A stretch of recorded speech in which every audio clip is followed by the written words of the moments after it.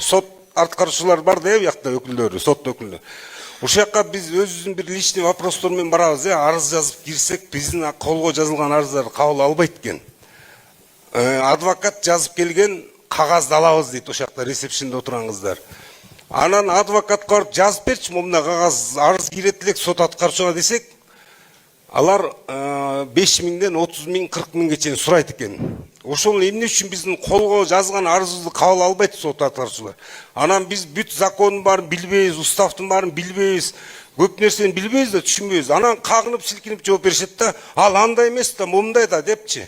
Ошого кичине мындай ийкемдүүрөөк, эл менен эл болуп, элдин көйгөйүн уккан сот аткарчылардын кичине кабыл алуусун карап берип болачы, сураган силерден. Азыр бул жерде прокуратурадан сизге жооп берип койсун. Сизди кабыл алат. Келсеңер бияка, кабыл алат азыр.